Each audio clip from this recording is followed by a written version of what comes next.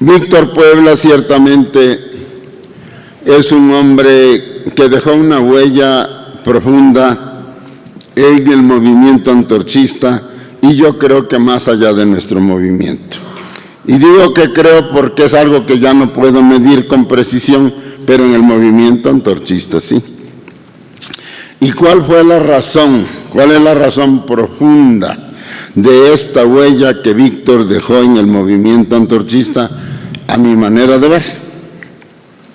La razón profunda no es solo que era un gran director, que era un gran dramaturgo, que era un gran actor, que sabía hacer el montaje de sus obras y manejar a sus personajes en el escenario, de tal manera que el mensaje se volvía muy efectivo y el público quedaba atrapado en la argumentación y en el desarrollo del trabajo escénico y no podía escapar, como lo dijo alguno de los comentaristas, con toda la razón del mundo.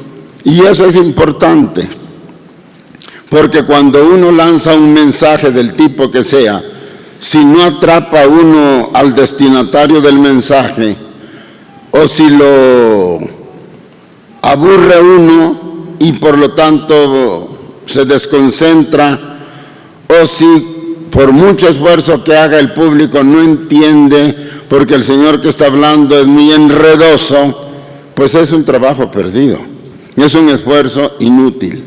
Y Víctor hacía un teatro muy eficaz, hacía un teatro filoso, como ya que estamos entre distinguidísimos médicos cirujanos, como bisturí de cirujano, que sabía penetrar hasta lo profundo de la conciencia y de la mente de sus espectadores. Eso es cierto y ya aquí hemos oído bastantes opiniones. Pero ¿y qué más? ¿Qué es lo que yo creo que realmente era muy importante, decisivo en el teatro de Víctor Puebla? Que era un teatro comprometido. Esta palabra suele despertar inquietudes a veces, sospechas en otros casos y en una buena cantidad de casos automáticamente rechazo. Porque se piensa en automático que se están mezclando cosas que nada tienen que ver. Por ejemplo, en este caso, el teatro con la política. Y en efecto, eso es lo que yo quiero hacer. Cuando yo digo que Víctor hacía un teatro comprometido, quiero decir algo muy parecido a eso, a un teatro político, a un teatro didáctico, sí, a un teatro que divertía, que conmovía, que hacía reír, que hacía llorar, que hacía sentir emociones que de otra manera no se le despiertan fácilmente al hombre. Pero la idea o el propósito de Víctor era despertar conciencia, despertar el pensamiento y probablemente la inconformidad y la rebeldía de la gente por la situación económico-social en la que vive. Y eso es lo que yo llamo un teatro comprometido, un teatro con un mensaje sociopolítico, si quieren que enriquezcamos un poco el adjetivo. Y no hay duda de eso. Los dramaturgos predilectos de Víctor, principalmente Molière, principalmente Bertolt Brecht, son dramaturgos altamente políticos, sus obras son altamente politizadas. Bertolt Brecht era un comunista, partidario de la doctrina materialista dialéctica, pero era además un hombre de teatro. No hacía panfletos, hacía arte, pero era un arte impregnado de un mensaje político que tenía la virtud de retratar la realidad exacta del pueblo alemán y de otros pueblos que también conoció Bertolt Brecht, y que hacía que el público se viera reflejado en su problemática social, en su problemática económica, en la problemática política del país en el que vivía. Y obviamente lo obligaba al público a pensar en esa problemática, a tratar de encontrar las raíces de esa problemática y a tratar de encontrar la salida, la solución de esa problemática. Eso no estaba en la obra de teatro, evidentemente, porque eso lo hubiera hecho un panfleto y no una obra de arte, pero la obra ayudaba, casi obligaba al público a pensar en esto y a buscar más allá de la obra de teatro, a plantearse problemas más allá de los límites de la propia obra de teatro. Yo conozco el teatro de Bertolt Brecht, lo he visto representado y lo he leído.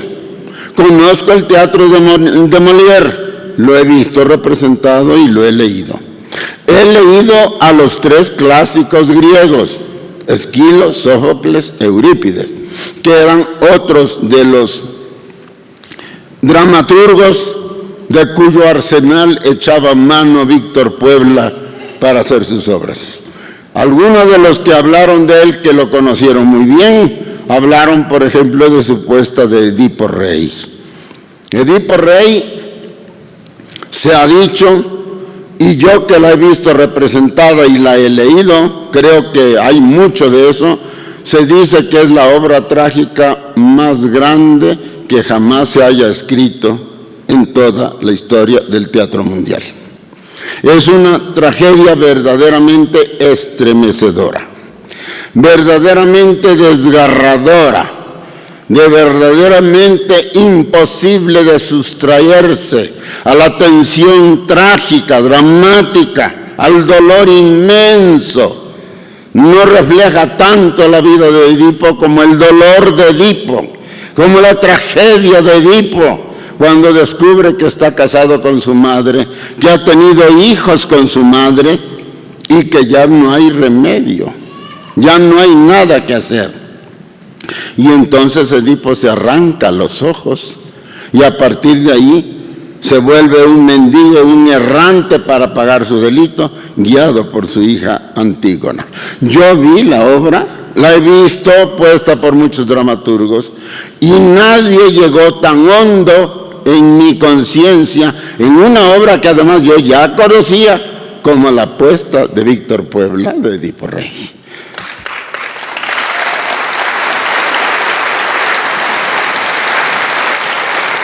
Captó Víctor perfectamente bien la ironía de Molière, la captó perfectamente bien. Captó por qué su inteligencia, su estro poético lo llevó a escribir esto que se llama El burgués gentilhombre, que es una paradoja, es una contradicción en el título mismo. Se supone que el burgués es lo contrario del noble, lo que quiere decir la palabra gentilhombre, la aristocracia, la nobleza, y la burguesía, que aunque tenía dinero, era vista por la nobleza como una clase baja, como una clase rústica, como una clase de costumbres no solo feas, sino desdeñables y repudiables, que no se podían comparar con la aristocracia. Y el personaje de Molière quiere hacer una síntesis de esta bajeza del burgués, pero que se podía pagar cualquier cosa por su dinero y sus ansias de parecerse a la nobleza, de comportarse como un noble. ¿Cuál es el resultado? El resultado es un ridículo espantoso que hizo que se riera, que lanzara una carcajada monumental Francia entera, carcajada que sigue repitiendo el mundo de la actualidad cada vez que ve bien puesta El burgués gentilhombre de Molière. Es una crítica, pues, tanto a las costumbres de la aristocracia como a los intereses de la clase que surge y cuyo fuerte es el dinero, por quererse parecer a la clase que entonces detentaba el poder político. Un esfuerzo ridículo por hacerse de los dos valores, el del dinero y el de la influencia aristocrática sobre la sociedad. Y claro, el resultado es un sonoro fracaso y un sonoro ridículo que sigue haciendo reír a la humanidad. Pero eso ocurrió realmente. Ocurrió en la sociedad francesa y en todas las sociedades que tuvieron una nobleza rica y una nobleza muy selecta y una burguesía emergente que tenía dinero pero que no tenía títulos de nobleza y los deseaba como las flores, la lluvia en mayo, deseaba ese prestigio de la nobleza y lo quería alcanzar a como diera lugar a través de su dinero. Eso lo vemos. Esto que fue un drama y una comedia universal de dos clases, la nobleza decadente y la burguesía ascendente gracias a su dinero, ese drama universal quedó inmortalizado por Molière en su obra de manera magistral. La he visto representada por muchos directores y nunca me ha gustado tanto como la puesta en escena de Víctor Puebla, porque es la que mejor retrata, la que mejor entendió este problema, esta ironía, esta sátira, esta burla al burgués que se quiere sentir noble y además retratando todo el ambiente social que lo rodeaba, como en la obra de Víctor Puebla, que fue montada, como dijo también el maestro de teatro, uno de los dos que hablaron, con unos cuantos elementos inventados, muchos de ellos creo que seleccionados por él en el bote de la basura para lograr montar su escenografía. Pero el mensaje no necesita de tantos lujos y detalles. El mensaje solo requiere de un buen director que entienda lo que quiere decir, que entienda el mensaje de la obra y que sepa mover a sus actores, que los sepa decir lo que tienen que decir, como lo tienen que decir, para que el público entienda, capte el mensaje y termine aplaudiendo porque entendió, no para hacerle la barba a los actores y al director, que es lo que ocurre en todos los teatros del mundo. La gente le aplaude a lo que sea, porque quiere parecer como culta y entendida, aunque no entiende nada. Y a todo le dice bravo, bravo, bravo, pero ni saben qué es eso. En el caso de Víctor, no. Se le aplaudía, yo le aplaudí, porque era una apuesta realmente magistral. Este es el mérito profundo de Víctor Puebla. Esto es lo que hace a su teatro un teatro verdaderamente educativo. Esto es lo que muchos personajes de la actividad teatral en México y en el mundo no quieren o no pueden hacer, porque no quieren entrar en conflicto con los poderes económicos, políticos, sociales que gobiernan, de los cuales a veces depende el presupuesto de su compañía, depende que le presten el teatro, depende que le den prensa, que le publiquen sus eventos para que el público acuda, y entonces se cuidan mucho de tocar partes sensibles de nuestra sociedad. Se cuidan mucho de tocar a personajes políticos que a veces sin querer quedan representados y caricaturizados en la obra, le quitan las aristas, le quitan el filo a lo que escribió el dramaturgo y sacan una obra sosa, muy bonita a lo mejor exteriormente, pero que realmente está castrada políticamente, está castrada socialmente porque se ha adecuado a los intereses de los poderes públicos y no a los intereses del público que ve la obra. Víctor no hacía eso. Como no necesitaba mucho para montar su obra, y como sí contó, y aquí lo quiero yo decir con toda franqueza, con el apoyo decidido del movimiento antorchista, pudo hablar claro, pudo mantener intacto y hasta agregarle su propio talento al carácter agrio, incisivo de Molière o de Brecht o de Jean Genet, el autor de Las Criadas, que también fue mencionado a mí aquí y que también he visto varias veces y lo he leído, y ciertamente el montaje de Víctor era excelente. Muy difícil obra, porque es una obra hecha con mujeres, es decir, los personajes son femeninos, pero por indicaciones estrictas del autor, del dramaturgo, tienen que ser hombres los que representen este papel en Las Criadas. Difícil. Pero Víctor lo hizo y lo hizo muy bien.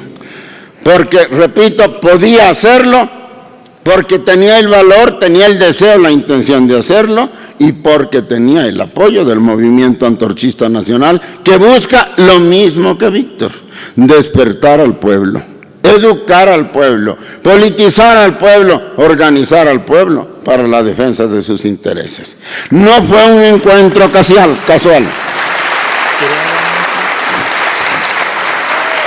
No fue un encuentro casual. Víctor no utilizó a Antorcha, Antorcha no utilizó a Víctor. Nos encontramos como dos iguales que teníamos el mismo propósito y que nos ayudamos firme y lealmente como dos fuerzas fraternas que quieren conmover al pueblo mexicano, y por eso fue tan fecunda la unidad, la asociación entre el movimiento antorchista y el compañero Víctor Puebla. Honor pues a este gran dramaturgo poblano, cuyo talento vamos a poder ver en la siguiente, en la puesta en escena, que creo que será precisamente el burgués gentilhombre de Molière. Una última reflexión que quiero que sea breve. Es contradictorio, es paradójico, sobre todo para gente como nosotros los antorchistas, aceptar el planteamiento básico del pensamiento revolucionario de nuestros días, que no es tan de nuestros días porque viene de los últimos años del siglo XIX, pero que sigue siendo actual para nosotros, válido para nosotros, de que es cierto, es absolutamente irrefutable y no admite ninguna excepción aquella sentencia que dijo el gran filósofo griego del siglo VI, finales del siglo VI y principios del siglo V. Acuérdense que antes de Cristo el tiempo va para atrás, se cuenta para atrás, que se llama Heráclito. Y como los griegos no tenían apellido paterno y materno, se les diferencia, se les identifica por su lugar de nacimiento. Y aparece en los libros casi como un apelativo el lugar de nacimiento de estos hombres. Y entonces hablo yo de Heráclito de Éfeso. Éfeso no es una ciudad que pertenezca, una antigua ciudad que pertenezca a la Grecia continental que todos conocemos, sino pertenecía a las colonias griegas del Asia Menor. Ahora está en Turquía. Dijo Heráclito de Éfeso: Panta rey, todo cambia, absolutamente todo se mueve, nada permanece lo que era, nada dura para siempre, todo nace, se desarrolla, madura, si es un ser vivo se reproduce, viene la decadencia y llega la muerte, todo. Árboles, montañas, estrellas, soles, la tierra, los seres humanos, los animales, todo cambia.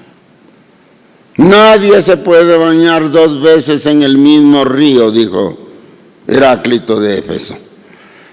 Y Cratilo, uno de sus alumnos, queriendo corregirlo, exageró un poco y dijo: ni una vez se puede uno bañar en el mismo río, Porque usted comienza a entrar al río donde se va a bañar y cuando llega a la parte honda ya no es el mismo río. Ya las aguas pasaron y llegan aguas nuevas siempre. La realidad del universo entero fluye como las aguas de un río. Así es la vida, así es el devenir de la materia, así es el devenir del universo. Todo cambia, todo se mueve. Refiriéndose a la historia humana, Marx dijo algo que es equivalente, pero que a veces no se entiende. Todo es histórico.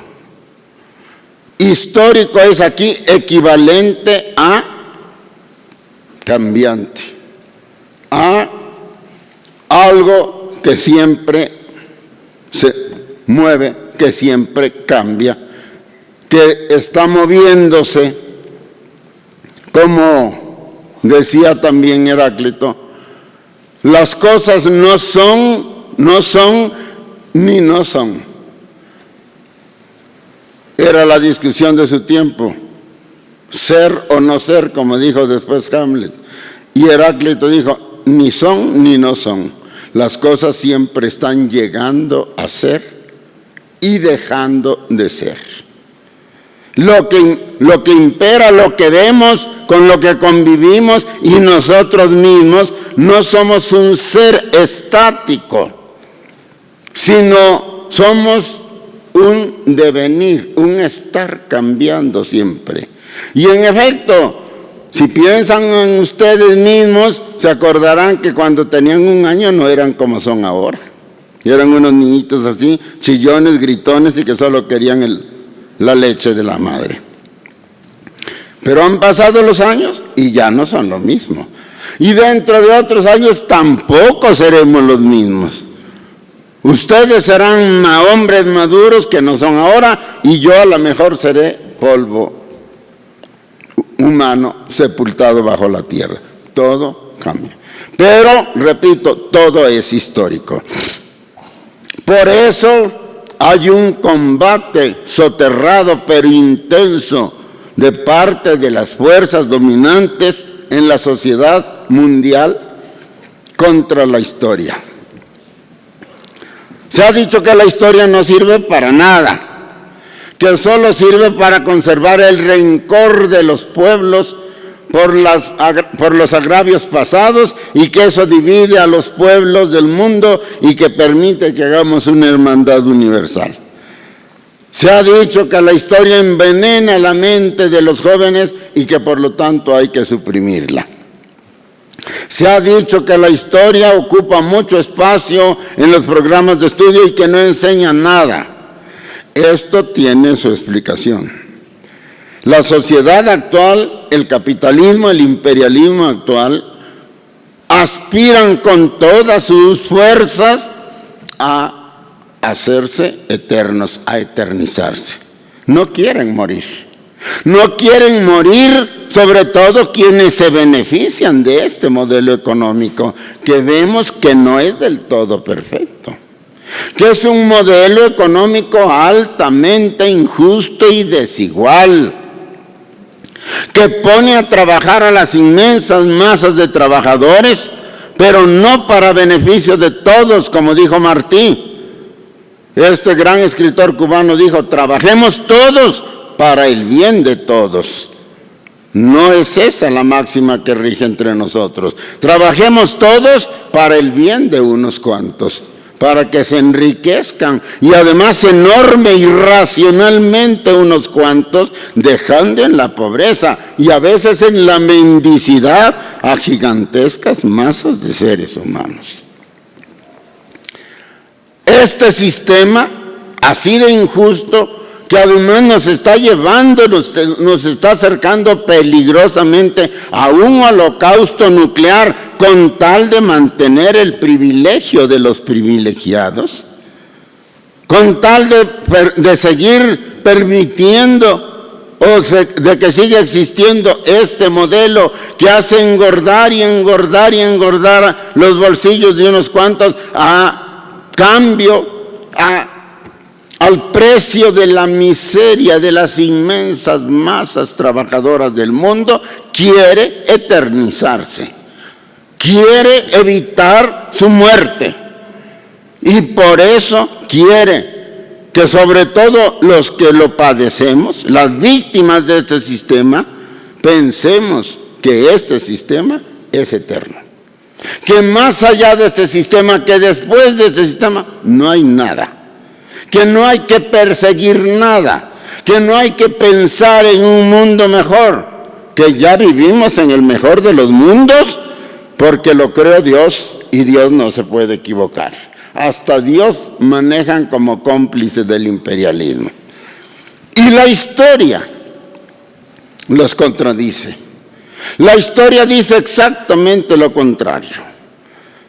Existió el imperio persa, existió el imperio de los hititas, existió el imperio de Alejandro Magno, existió el gran imperio romano, existió después el Sacro Imperio Romano Germánico, que fundó básicamente Carlomagno. ¿Y dónde están? La historia los hizo evolucionar, los hizo cambiar y los desapareció. Y ese es el destino inevitable del imperialismo actual. No hay duda de eso. Todos los que luchamos por un mundo mejor tenemos que entenderlo bien, porque eso garantiza que vamos a ganar tarde o temprano.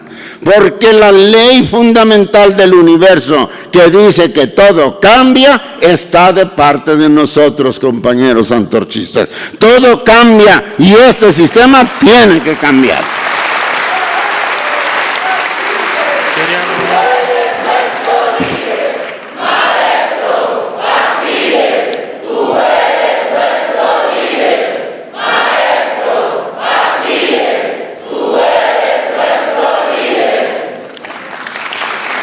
Todo cambia y tiene que cambiar, y sobre todo en el terreno de la historia humana, donde no solo opera una ley ciega a la que nos debemos acatar todos, sino además interviene el cerebro, interviene la mente, interviene la actividad humana. Y si los animales y los árboles, que son seres vivos que no actúan, que no hacen su propia historia, están sometidos a este cambio, el hombre, que sí es sujeto y objeto y sujeto, es un objeto de la historia, pero también es un sujeto, porque trabaja, porque actúa, porque hace, porque fabrica su propia historia. No puede sustraerse a la ley universal del cambio. El reto no es provocar el cambio. Ese lo da la ley de la naturaleza, la ley universal. La historia dice que todo cambia. Pero, ¿dónde interviene el cerebro del hombre? ¿Hacia dónde tiene que cambiar la sociedad humana? Si la dejamos que cambie a lo que diga la naturaleza, probablemente regresemos a la época de las cavernas. Y el hombre no quiere regresar a la época de las cavernas. El hecho de que el movimiento histórico no nos lleve para atrás, lo podemos evitar nosotros porque somos agentes de nuestra historia. El hombre es el único que hace su propia historia. A los demás los hace la historia, pero el hombre hace su historia. La puede modelar y la puede llevar hacia donde el hombre quiere, porque esta es la diferencia entre el hombre y los animales. Y este es el deber de los seres pensantes. El cambio se va a dar, el problema es hacia dónde. Y yo digo, hacia donde queramos los seres humanos, hacia donde queramos las mayorías trabajadoras. Y queremos caminar hacia un mundo donde desaparezca la enfermedad, la pobreza, la falta de vivienda, la falta de educación de calidad, donde el hombre viva como hombre en paz y teniendo todos los recursos necesarios para una vida humana sin el vicio de acumular lo que no necesita, que es el vicio de esta sociedad. Dijo alguien, y es cierto, nadie tiene derecho a lo superfluo mientras alguien carezca de lo estricto. Estamos por una sociedad donde todos tengamos lo estricto y donde nadie tenga de más en detrimento de los que tienen de menos. Eso depende de la acción humana, del cerebro humano y de la comprensión humana de la historia, del devenir inevitable, pero del hecho de que la historia, por ser humana, puede ser dirigida por el hombre, por la mente del hombre y llevada hacia un mundo luminoso y verdaderamente humano para todos los seres que pueblan el planeta. Eso no es lo que tenemos hoy. Ya voy a terminar, compañeros. ¿Qué tiene que ver esto con el teatro? Porque Molière no nació ahora. Esquilo, Sófocles, Eurípides son del siglo V griego, es decir, del siglo V antes de Cristo. Y algunos otros dramaturgos antiguos que siguen montándose en los escenarios teatrales y le siguen dando mensajes válidos a los seres humanos. ¿Qué pasó? Esta ley de que todo cambia no opera también en el arte, no opera en el teatro. En el teatro, en el arte, hay cosas eternas que no cambian. Así parece a primera vista. Pero no es así. También el arte cambia. También aquí se da el movimiento, solo que aquí el movimiento tiene sus propias leyes un poco diferentes del movimiento de la materia común y corriente. El teatro entonces es algo que se viene haciendo desde hace muchos años.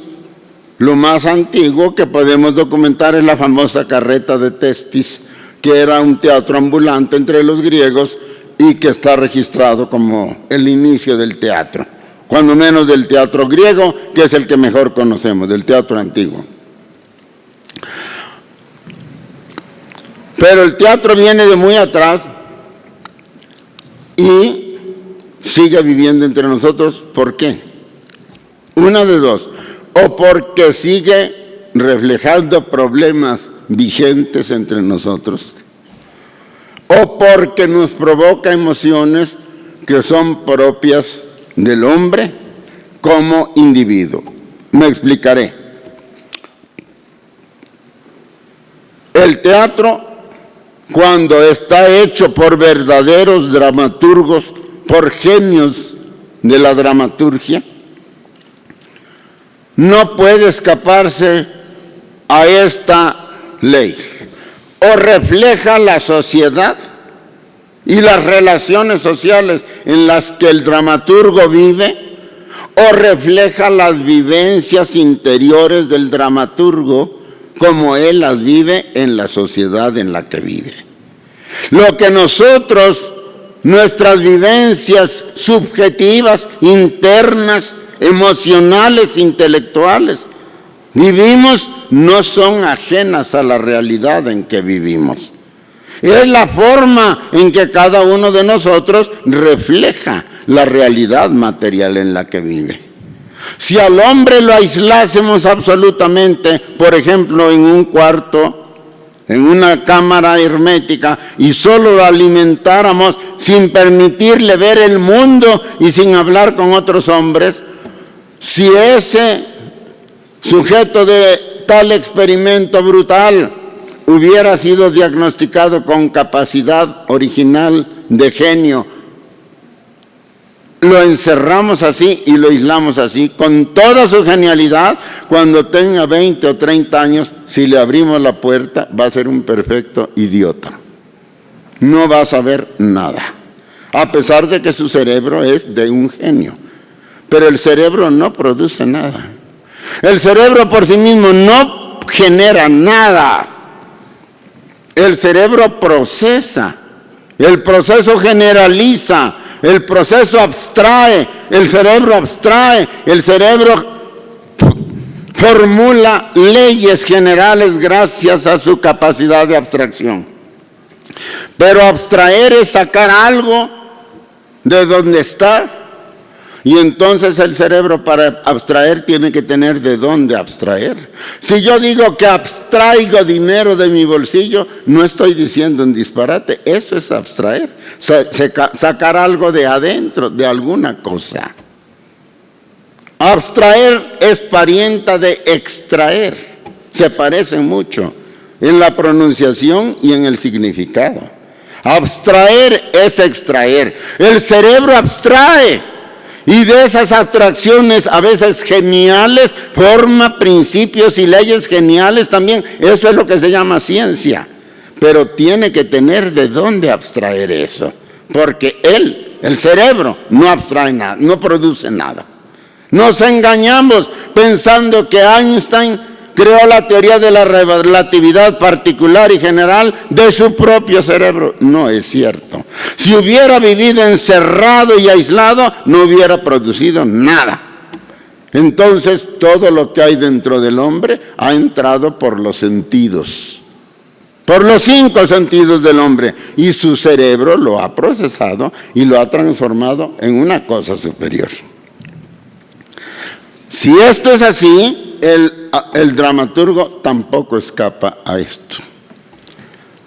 Y precisamente la diferencia entre un dramaturgo malo, perdónenme, no es insultar a nadie, pero los hay, con un genio, es que el dramaturgo genial no abstrajo, no reflejó, no conservó o no escribió en su obra trivialidades y tonterías superficiales, sino lo más esencial de su época, lo que valía la pena, lo que afectaba más a los hombres, lo que los hombres más sentían, más lloraban, más gozaban, más repudiaban, lo que sea, pero aquello que importa, aquello que vale, aquello que conmueve a los hombres.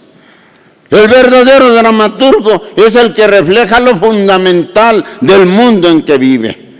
Y cuando refleja sus sentimientos, casi hace lo mismo, porque es la manera de decirnos cómo vivió él, cómo sintió él su propia realidad, que fue la de muchos más que él, y que se vieron retratados en la obra de ese dramaturgo. Precisamente la permanencia de esa obra y la permanencia, la aparente eternidad de ciertas obras, como las de Molière, radica en esto, en que la sociedad ha cambiado, pero no ha cambiado de modo tal que ya no tenga nada que ver con el pasado.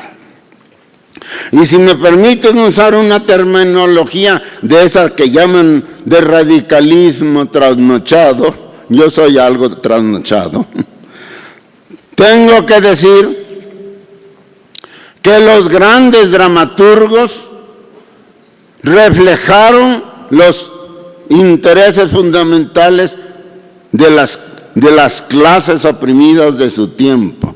Y como la sociedad de los griegos y la nuestra tienen en común estar divididas en clases antagónicas, donde unos pocos individuos, las clases minoritarias lo tienen todo y las clases mayoritarias tienen muy poco y trabajan para los de arriba. Como esa realidad con sus cambios, mutatis mutandis, como suele decirse, sigue siendo nuestra realidad. Por eso Sófocles, Eurípides siguen diciéndonos cosas que nosotros entendemos y que nos llegan muy adentro. Ellos y nosotros vivimos en una sociedad injusta, en una sociedad en donde las mayorías trabajan para las minorías, donde las minorías privilegiadas someten y niegan todos los derechos, no solo los económicos, no solo el bienestar económico, a los de abajo, e imponen su voluntad o por la buena o por la mala, que es la característica de todas las sociedades divididas en clases. Y eso no ha cambiado. La sociedad griega era una sociedad esclavista y nosotros somos una sociedad de esclavos modernos, proletarios, trabajadores, asalariados. El cambio es notable, la mejoría es apreciable, pero el fondo del problema es el mismo. El esclavo griego no es el asalariado moderno, pero uno y otro trabajan porque no tienen otra manera de vivir. Y por lo tanto se presentan problemas muy similares, tragedias muy parecidas, conflictos muy semejantes entre los que todo lo tienen y los que todo lo sufren. Por eso siguen siendo eternos esos dramaturgos. Yo predigo que el día que formemos una sociedad mundial de iguales, en donde cada quien tenga lo que merece, yo no soy idealista a lo loco, no creo que vayamos a llegar a un nivel, a una situación en la que todos tengamos lo mismo. Se me hace que ni nos gustaría. Se me hace que ni nos sentiríamos felices si fuéramos todos uniformes, todos diciendo lo mismo, todos del mismo color, todos. Eso es una dictadura. Yo no pienso en eso. Yo pienso en una sociedad diversa, plural, en donde cada quien haga lo que quiera y piense lo que quiera, pero en donde todo mundo tenga los mismos derechos económicos, sociales y políticos para desarrollarse como hombre y para hacer lo que su interior, lo que su vivencia interna le diga. Eso no solamente creo que es posible, urge hacerlo, porque si no, la otra salida es la guerra nuclear. Y en la guerra nuclear no vamos a vivir nadie. Nadie va a sobrevivir de una guerra nuclear. En esto siguen colaborando con los hombres buenos, no solo los antorchistas, hay muchos hombres buenos más allá de nosotros. Y nuestro deber, por cierto, es conocerlos y tratar de entrar en relaciones con ellos. No nos sintamos tan exclusivos, compañeros. No nos sintamos diferentes a los demás. No creamos que somos los superiores a todo y los mejores en todo. Seamos más modestos. Reconozcamos los méritos de otros y acerquémonos a ellos e identifiquémonos con ellos hasta que formemos un gran movimiento de mexicanos que coincidamos en lo fundamental, en querer un México más rico, más próspero, más poderoso, más independiente, más democrático, más soberano y más equitativo, no igualitario, equitativo para todos sus hijos. Y en esto siguen colaborando los grandes dramaturgos del mundo y de la historia, cuando menos desde la Grecia antigua hasta nuestros días. Y la explicación es esta: no es que el teatro no cambie, ha cambiado, pero muchos problemas son iguales porque nuestra sociedad y aquellas tienen algo fundamental de semejantes: ser sociedades divididas en clases antagónicas, en donde unos pocos acumulan la riqueza y los demás trabajan para la riqueza de los privilegiados. Eso era cierto en Grecia, eso era cierto en la España de Don Quijote. Lean el Quijote. La grandeza de Cervantes es que retrata esta situación de España. Esto es lo que hace inmortal al Quijote, cómo retrata la lucha de clases en España. Don Quijote era el defensor de los humildes. ¿Y eso qué? Bueno, eso quiere decir que había humildes, ¿o no? Si no hubiera habido humildes, explotados, humillados, no hubiera tenido razón de ser la locura de Don Quijote. Los antorchistas somos los Quijotes de nuestro tiempo. Nosotros estamos locos, nos dicen locos, porque andamos tratando de organizar, despertar y politizar y enseñar a luchar por sus derechos a esos pobres por los que luchaba también Don Quijote. Pero la locura de Don Quijote es una locura fecunda. La prueba es que sigue viviendo. La locura nuestra es una locura fecunda. Y esa locura está alimentada y nos llena de confianza y de seguridad en que estamos haciendo lo correcto.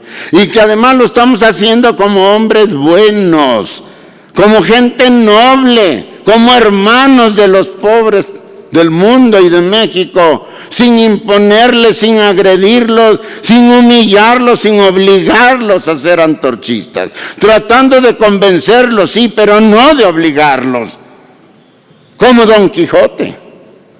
Somos buenos, queremos hacer las cosas como hombres buenos, y a todo esto nos ayuda el Teatro del Mundo y el Teatro de Víctor Puebla. Del teatro, una arma para despertar, educar y organizar al pueblo. Y como eso es lo que nosotros queremos, Víctor Puebla es un antorchista eterno entre nosotros.